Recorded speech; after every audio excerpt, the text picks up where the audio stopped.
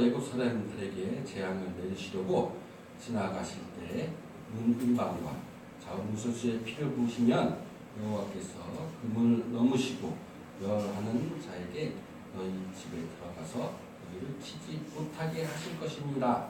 너희는 이 일을 규례로 삼아 너희 아버지 자손이 영원히 지킬 것이니 너희는 여호와께서 허락하신 대로 너희에게 주시는 땅에 이를 때 이 예식을 지킬 것이라. 이후에 너희의 자녀가 이 예식이 무슨 뜻이냐 하거든 너희는 이르기를 이는 여호와의 유월절 제사라.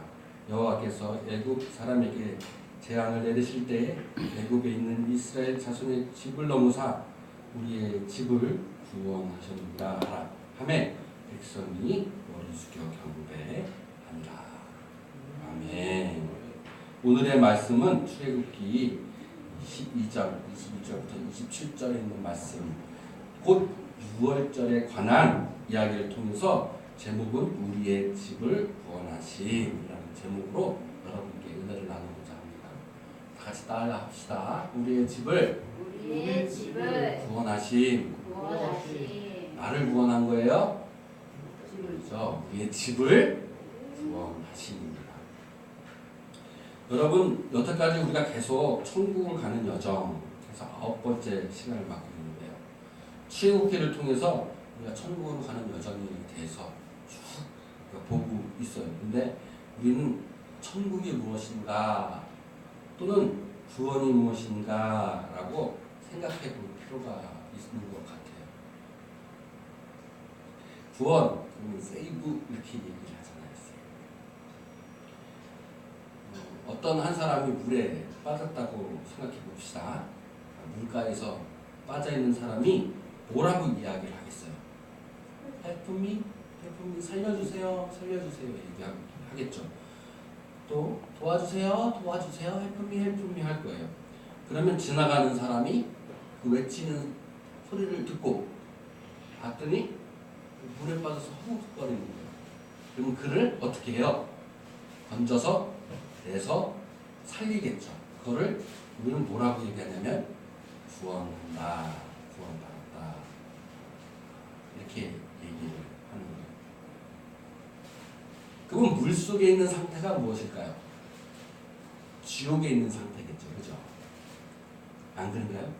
물 속에 있는 상태가 지옥에 있는 상태고, 물 속에서 꺼내어서 지옥에서 꺼내서 이제 천국으로 임한 거죠. 이 사람.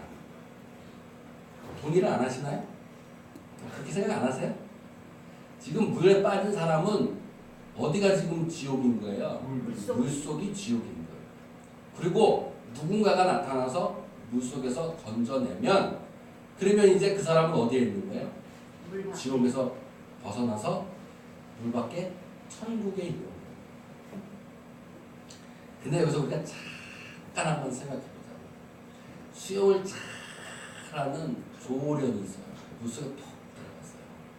그럼 어떻게 해요? 물속에서 수영을 잘 하고 여름날 더운 거예요. 그러면 어떻게 해요? 물속에 퐁당 들어가서 물속에서 즐기는 거예요. 시원하게. 그러면 이 사람은 지금 물속에 빠져가지고 지옥에 있는 상태에 있는 건가요? 아니죠. 물속에서 지금 뭐하고 있을까? 놀고 있는 거예요. 즐기면서 헤엄치면서 즐기고 있어요. 근데 이 사람이 아무리 조련이고 아무리 수영을 잘하는 사람이라도 어떻게 해요? 물속에만 하루 종일 있을 수 있나요? 언젠가는 나와야 돼요. 힘이 빠지고 힘들어지기 시작하면 이 사람은 수영을 아무리 잘해도 거기서 죽게 마련해요. 그렇죠? 물속에 있다는 것은 우리가 힘들고 괴롭고 고통스러운 상황에 지금 빠져 있다는 거예요.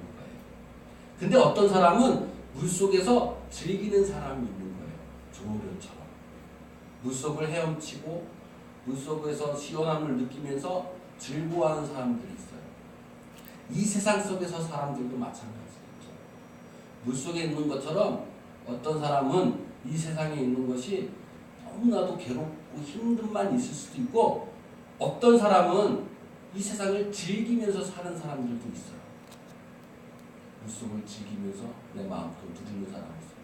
그러나 우리가 한 가지의 진리, 물속에 빠져있든 물속을 헤엄을 잘 치는 사람이든 언젠가는 그 사람들은 물 밖으로 어떻게 해야 돼요? 나와야 한다는 거예요. 나오지 않는다면 아무리 수영을 잘하는 사람이라도 힘이 빠지고 먹지 못하면 살 수가 없는 거예요. 우리는 이 상황을 잘 알아야 돼요. 마치 지금 내가 수영을 하고 있는 것처럼 생각해서 이 세상을 즐기고 있는 것 같지만 우리가 언젠가는 힘이 빠져요. 지금 젊은 혈기에 너무 더워서 젊은 혈기에 물속을 난 헤엄을 잘 쳐! 라고 생각할지 모르겠지만 서서히 우리는 힘이 빠져서 물속을 우리가 이기는 게 아니라 물이 나를 집어 삼키게 되는 것이죠. 그러면 우리는 어떻게 해야 되나요? 첫 번째, 내가 지금 물속에 있구나라는 것을 깨달아야 돼요. 나는 지금 물속에 있는 것이 아니라 다른 곳에 있구나, 내가 지금 물속에서 빠져들고 있구나라는 것을 깨닫지 못한다면 어떻게 해요? Help me, 도와주세요, 살려주세요 라는 말을 할 수가 없어요. 수영장에서 수영을 즐기는 사람이 물속에 있을지라도 그 사람들은 뭐라고 얘기해요? 아, 즐겁다라고 얘기하지 Help me, 도와주세요 라고 이야기하지 않아요. 그리고 그들이 힘이 빠져서 물속이 나를 끄집어 들을 때 비로소 내가 지금 잘못되고 있구나라는 것을 깨닫게 되는 것이죠.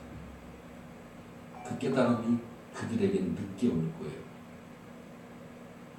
두 번째, 내가 지금 물속에 있구나라는 것을 깨닫게 되면 나는 이제 물속에서 나와야 하는 것이에요. 물속에서 나오려면 나는 먼저 외쳐야겠죠. 도와주세요. 살려주세요. Help me 라고 이야기해요. 그런데 수영을 잘하는 사람은 자존심이 세가지고 Help me, 도와주세요 라고 이야기를 하질 않아요. 우리가 이 세상에 살면서 하나님께 도와주세요, Help me, 저를 살려주세요 라고 여러분 고백하신 적 있으세요? Help me, 제발 저 좀 살려주세요 라고 주님 앞에 무릎 꿇고 간절히 기도해 본 적이 있냐는 거예요.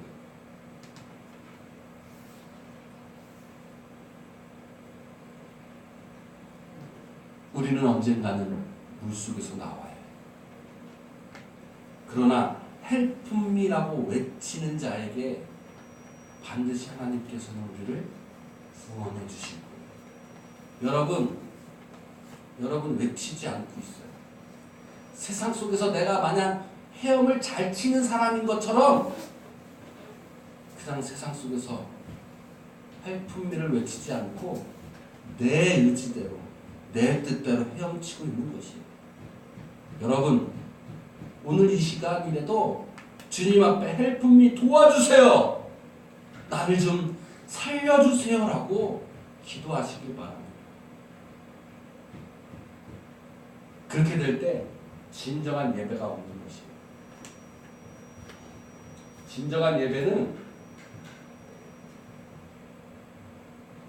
지난 시간에 얘기했듯이 은혜와 축복이 있는 것이 진정한 예배였어요. Help me, Help me 외쳤을 때에 은혜가 오는 것이고 구원의 축복이 오는 것이에요. 그런데 우리는 Help me, 살려주세요라고 간절히 외치지 않고 있는 이 현실 속에서 출애굽기의 여정을 통해서 여러분 먼저 내가 지금 물속에 있다는 것을 깨닫고 여기서 내가 나와야겠다는 것을 깨닫고 주님 앞에 도와달라고 살려달라고 외치는 여러분이 되신다면 그것이 바로 예배인 것이고 그렇게 될 때에 진정한 은혜와 축복이 있는 예배가 될 줄로 믿습니다. 저는 힘들 때마다 찬양을 불렀어요. 여러분 힘들 때 여러분들은 어떤지 모르겠어요. 찬양은 주님 앞에 영광을 돌리는 것이면서도 나의 신앙의 고백을 드리는 것이에요. 주님 앞에 내가 힘들다, 아프다, 도와주세요라고 외치는 것이 찬양인 것이에요. 우리가 교회에 와가지고 처음 예배 드릴 때 처음 먼저 하는 것이 주님 앞에 찬양을 드리는 것이었어요. 주님 앞에 찬양을 드리는 것이 준비하는 단계가 아니에요. 예배를 준비하는 준비 찬송이나 생각하시면 큰 오산인 거예요. 찬양은 반드시 주님 앞에 드려져야 될 것이에요. 찬양에 집중하여서 내가 외쳐야 돼요. 주님 나를 살려주세요라고. 찬양을 통해서 저는 주님 앞에 고백했고 찬양을 통해서 주님이 나를 만나주셨어요. 그것이 은혜와 축복의 예배였던 것이에요. 그 속에서 주님의 말씀이 저에게 들려졌던 거예요. 그 말씀이 있는 예배는 바로 생명의 은혜였고 또한 나의 헌신으로 통한 삶을 주님 앞에 드리는 예배가 바로 주님이 우리에게 주시는 축복이었다는 것을 깨달았어요. 여러분 먼저 주님 앞에 찬양하기 원합니다. 찬양을 통해서 헬프미 외치시길 바라요. 그러면 주님께서는 반드시 우리에게 새로운 생명의 삶을 주시는 물에서 건져냄을 받은 사람의 마음은 어떻겠어요? 내가 새롭게 이제 살아야지라는 생각을 반드시 가질 거예요. 내가 죽을 뻔했는데 내가 다시 살았으니까 나 이제 똑바로 살아야지라는 생각을 갖지 않을 수 없겠죠. 그래서 예배는 새롭게 삶을 시작하는 첫 단계인 것입니다. 네. 여러분은 진정으로 하나님께 예배하는 자입니까? 진정으로 예배하는 자에게 하나님이 당신을 거룩하게 보호하실 거예요. 거룩하게 한다는 것은 물속에서 건져내서 곧 세상 속에서 힘들고 괴롭고 아픔이 있는 그 속에서 건져내는 것이에요. 그 속에서 구별하여 내는 것이에요. 거룩하게 여러분을 만드는 것이죠. 보호하심은 이제 거룩하게 여러분을 건져냈으니 새로운 삶을, 축복의 삶을, 이제 행복한 삶을, 거듭난 삶을 여러분과 함께 하시겠다는 약속인 거예요. 천국의 여정. 오늘 출애굽기의 6월절의 이야기가 제가 한 이야기의 핵심적인 이야기입니다. 우리 처음 다시 돌아가서 출애굽기 12장 27절을 보면 여호와께서 애굽 사람에게 재앙을 내리실 때 애굽에 있는 이스라엘 자손의 집을 넘으사 우리의 집을 구원하셨느니라 라고 되어 있어요. 하나님께서 10가지의 재앙을 애굽 사람에게 내렸어요. 애굽은 세상과 같아요. 물속과 같은 것이겠죠. 물에 빠진 사람에게는 10가지의 아픔과 괴로움과 재앙이 있다는 것이에요. 그리고 우리를 건져내셔서 우리의 집을 구원하셨다라고 말씀하고 있어요.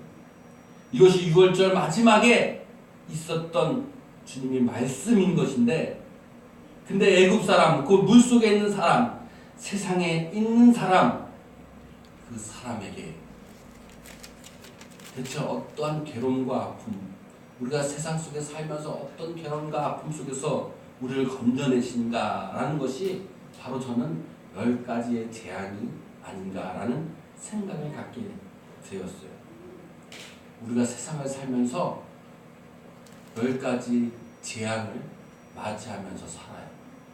10가지 재앙을 맞이하면서 괴롭고 고통스럽고 아픔 속에서 사는 것이에요. 세상 속에 살면서 갖게 되는 괴로움과 아픔, 애굽에 내려진 10가지의 재앙, 물, 개구리, 이, 파리, 가축의 죽음, 악성, 종기, 우박, 메뚜기, 흑암, 처음 난 것의 죽음을 통해서 저는 지난 시간에 쭉 여러 가지의 의미에 대해서 얘기를 했습니다. 그러나 물이 무엇인지, 개구리가 무엇인지, 이가 무엇인지, 파리가 무엇인지에 대해서는 저는 관심이 없었었어요. 그러나 오늘 이 말씀을 준비하면서 관심 있게 보았던 것은 대체 이것이 나에게 내려지는 재앙으로서 대체 무엇일까? 내가 이 세상을 살면서 글쎄 재앙으로 나한테 다가왔다면 그 재앙이 괴롭고 아프고 슬프고 고통스러운 것일 것인데 내가 물에 빠진 사람처럼 이 세상에 살면서 10가지의 아픔이 대체 무엇이었을까? 10가지의 괴로움이 대체 무엇이었을까? 라고 생각하게 되었어요. 그때 생각났던 것들이 우리가 인생살이를 살면서 어쩔 수 없이 당하게 되는 아픔과 괴로움들이었던 것이었어요. 우리는 살면서 아픔과 괴로움이 없을 수는 없죠. 그러나 하나님께서는 분명히 우리에게 말씀하고 계시는 거예요. 그 아픔과 괴로움, 너희들 물속에서 아픔과 괴로움이 있었어? 살려달라고 이야기만 하면, help me 도와주세요라고 이야기하면 내가 너를 건져낼게. 세상에서 있었던 아픔과 괴로움과 슬픔을 이제는 내가 거기서 건져내서 진정한 천국, 진정한 행복 내가 너희에게 줄게라는 것이었던 것입니다. 세상의 재앙, 세상이 가지고 있는 10가지의 괴로움이 뭘까요? 그것이 바로 생로, 병사, 4가지의 괴로움과 아픔이 있어요. 태어나면서부터의 아픔이 있고 늙어감의 아픔이 있어요. 내 몸이 병들어가면서 아픈 것이 있어요. 죽음을 맞이할 때 괴롭고 아픔이 있어요. 욥기에서 욥은 내가 태어난 것이 괴로움이다라고 고백하고 있죠. 우리는 세월이 흘러가면서 늙어가면서 아픔이 다가와요. 육체의 병 때문에 괴롭고 슬픕니다. 죽음 때문에 두려워하고 괴로워하고 있어요. 그러나 생로병사의 괴로움을 하나님께서 구원해 주시겠다는 거예요. 그 괴로움을 이제 깨끗이 씻어버려 주시겠다는 것이에요. 그리고 또 무엇이 있을까요? 사랑하는 것을 만나지 못하는 괴로움이 있어요.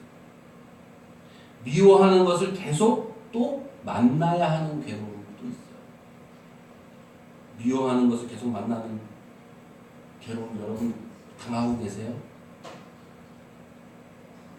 제가 가끔 TV 시청을 보거나 이러면 가정주부들이 이런 얘기를 많이 해요. 저 왼수 빨리 죽지 저거 내 소원은 저놈의 인간이 빨리 죽는 게 소원이에요 라고 하는 분들이 계시더라고요. 미워하는 사람을 어쩔 수 없이 이혼하지 못해서 계속 결혼생활 하시는 분들도 있는 것 같아요.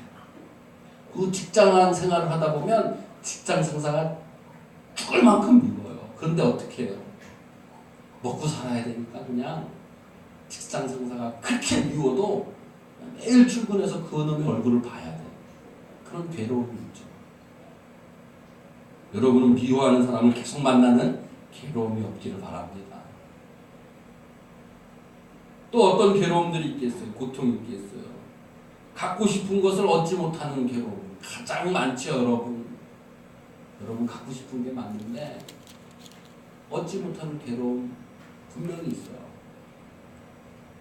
제가 유나를 데리고 밤에 마트를 갔어요.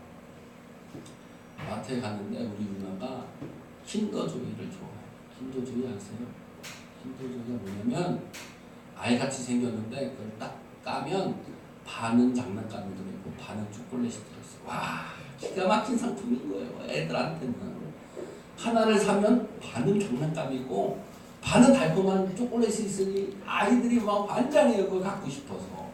근데 그게 조금 비싸요. 그래서 1,500원이에요. 1,500원. 과자는 한 1,000원 정도 하는데 그러니까 500원 비싸요. 조금에 한 요만해. 장난감도 보면 되게 허접한 장난감. 초콜릿도 되게 조금 들어있어. 근데 아이들의 마트에 가면 꼭 원하는 거 킨더조이. 근데 요즘 제가 요즘 벌이가 시원찮아가지고 예? 아이들 제 누나하고 같이 마트에 갔는데 누나 마트가 저 킨더조이를 갖고 싶어가지고 사고 싶어서 아빠 킨더조이 하나만 사면 안 돼. 무진장 갖고 싶은 거죠. 근데 사주 야 누나야 안 돼. 다음에 사줄게. 다음에 사줄게. 근데 우리 누나는 그래도 보채진 않아요. 왜 안 되는 거야? 그래서 아빠가 요즘에 돈을 많이 못 벌어서 다음에 사줄게. 그랬더니 누나가 그래? 그러면서 집에 왔어요. 킨더조이를 안 사고 킨더조이를 안 사고 집에 왔는데 이놈이 자기 방에 들어가더니 1,000원짜리 한 장을 딱 꺼내가지고 나한테 주는 거예요. 자 여기 돈 줬어. 돈 줬으니까 아빠 돈 없다 그랬지? 1,000원 줬으니까 아빠 이제 돈 많은 거야? 이렇게 얘기하고 가는 거예요. 근데 내 마음이 얼마나 뭉클하든지 얼마나 킨더조이를 갖고 싶었으면 이제 돈 많이 있으니까 다음에 가면 킨더조이를 사달라고 그러는 거겠죠. 그래서 아직 누나가 초등학교 1학년인데 킨더조이가 한 1,500원 하는지 1,000원인지 아직은 잘 모를 것 같아요. 순진해서. 어쨌든 갖고 싶은데 못 갖는 괴로움이 있어요. 갖고 싶은데 못 갖는 괴로움. 준원 씨도 갖고 싶은 게 많을 텐데 못 갖는 괴로움이 분명히 있을 거예요. 저도 있죠. 저도 있어요. 그것도 어떤 괴로움이 있을까요? 이게 분명히 아프고 괴로움이 있는 건 내가 알겠는데 도저히 해결할 방법이 없어요. 그럴 때 또 괴로움이 있어요. 이거를 한문으로 무명 이렇게 얘기해요. 무지할 때 오는 괴로움.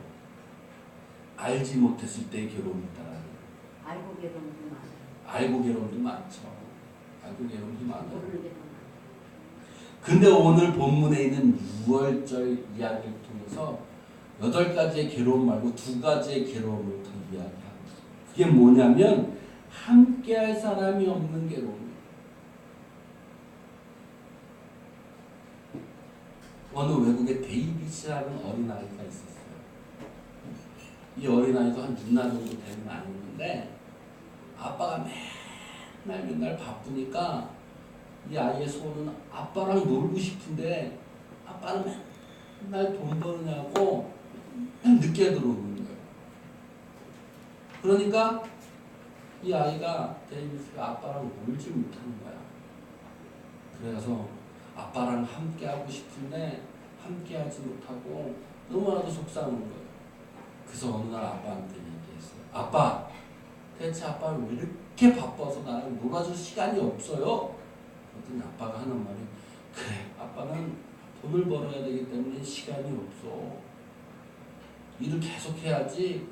그래야 돈을 벌고 돈을 벌어야 너가 먹고 살고 우리가 집을 같이 이렇게 살 수 있는 거야. 이렇게 얘기한 거예요. 이 데이비치가 뭐라고 얘기했냐면 그럼 아빠 한 시간에 대체 얼마 벌어? 물어보는 거예요. 그랬더니 이 아빠가 아빠는 한 시간에 20달러를 벌어. 한 25,000원 되는 거예요. 한 시간당 25,000원 벌어. 그래서 데이비치가 자기 방에 저금통을 다 40달러를 아빠한테 주면서 아빠, 내가 40달러 줬으니까 나한테 이제 2시간만 나한테 시간을 해줘. 라고 얘기하는 거예요. 오죽했어요. 함께할 사람이 없는 괴로움을 이때 그 아빠는 깨달았어요. 돈을 버는 것도 중요하지만 내가 함께할 가족이 이 시간에 이 아이를 놀아줄 것이 더 귀중하다는 것을 깨닫게 되죠. 이 시대는 점점 혼자인 시대예요. 1인 가족이 늘어가고 이제 일본처럼 밥 먹을 때도 칸만 켜고 1인 식당에서 밥을 해요. 근데 그들은 고독해요. 그리고 그들이 그게 편할 것 같지만 오히려 함께할 사람이 없는 괴로움이 있는 거예요. 그리고 처음 난 것의 죽음의 괴로움처럼 소중한 것을 잃어버렸을 때의 괴로움. 여러분이 소중히 생각하는 것을 잃어버린다면 굉장히 큰 괴로움이 되겠죠. 그런데 이런 10가지의 세상의 재앙, 애굽에 내려진 10가지의 재앙처럼 우리가 세상에 살다 보면 얻게 되는 10가지의 괴로움과 고통 속에서도 하나님께서 이야기하신 Help me, 살려주세요라고 네가 고백만 한다면 내가 가서 너를 건져줄게. 근데 우리는 그저 물속에서 헤엄치는 사람처럼 헤엄을 영원히 칠 것처럼 거만을 떨면서 헬프미 하지 않아요. 그러면서 이제 좀 힘이 빠져가면 이제 자존심 때문에도 얘기 못하고 물속으로 이제 물이 나를 잡아서 먹게 되는 것이죠. 끝까지 지옥 안에서 우리는 천국의 그것을 보지 못하는 사람이 되는 것이에요. 우리가 헬프미라고 외쳤을 때 주님이 우리를 꺼내주시는 그 사건, 그러면 죽을 수밖에 없는 내가 이제 다시 살았구나 라고 생각이 들면 우리는 분명히 그 해가 첫 해가 될 것이에요. 새로운 삶의 첫 해가 될 것이에요. 그래서 출애굽기 12장 2절 6월절을 가지고 이렇게 얘기하고 계시는 거예요. 이 달이 너희에게 달의 시작 곧 해의 첫 달이 되게 하리라. 오늘 출애굽기의 6월절 마지막 재앙을 통해서 6월절을 우리에게 주시면서 하시는 그 말씀의 첫 해는 이제 너희의 삶이 구원된 삶으로 새롭게 태어나라고 얘기하시는 거죠. 6월절은 구원의 시작인 것이죠. 구약의 6월절이 있다면 이제 우리에게는 부활절이 있는 것이에요. 이번 주가 부활절 4주인데 6월절의 날짜가 신약의 예수님이 십자가를 짐으로 인해서 부활절로 새롭게 변하게 되었어요. 우리는 이제 6월절을 부활절로 드리는 것이에요. 근데 어느 이단들이 있죠. 이단들이 있어요. 하나님의 교회는 이단이 있는데 이 이단은 6월절을 아직도 드려요. 6월절을 아직 거기는 구약에서 벗어나지 못했어요. 예수님이 거기에는 없기 때문에 그래요. 예수님이 안산홍이기 때문에. 그러니까 안산홍이 부활하기 전에는 6월절을 지킬 수밖에 없는 사람들. 이단인 것이죠. 구약의 6월절이 신약의 예수님의 십자가에 통해서 이제는 부활절로 바뀐 것인데 왜 그게 그렇게 바뀌었냐면 바로 6월절에 어린 양의 희생이 있었다는 것이에요. 그 어린 양의 희생의 피로 구원의 시작이 되었습니다. 십자가에 예수님의 피 흘리심의 피는 바로 우리를 건져내시는 하나님의 희생이라는 것을 제가 누누이 말씀드렸어요. 우리의 구원은 하나님의 희생이 없이는 이루어질 수 없어요. 하나님께서 나를 건져주시지 않는다면 내가 스스로 물속에서 나올 수 있는 것이 아니라는 것이에요. 그리고 또 6월절에는 본문의 3절에 보면 각 가족대로 그 식구대로 위하여 어린 양을 취하고 4절에 이웃과 함께 사람의 수에 따라 하나를 취하고 7절에 그 피로 어린 양을 먹으면서 무설주에 바르라고 하셨어요. 너 혼자 먹으라는 것이 아니야. 너 혼자 구원을 받았다는 것이 아니야. 어떻게? 함께 하였다는 것이. 하나님의 말씀은 우리와 늘 함께 하시는 것처럼 나 홀로 있는 것이 아니에요. 여러분 이웃과 있는 것이고 여러분 가족과 함께 있는 것이에요. 그것이 구원의 시작이라는 것이에요.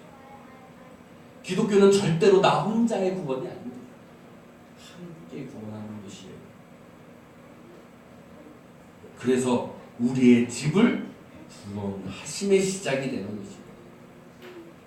여러분의 집이 구원의 시작을 누리는 축복이 있기를 주님의 이름으로 축원을 드립니다.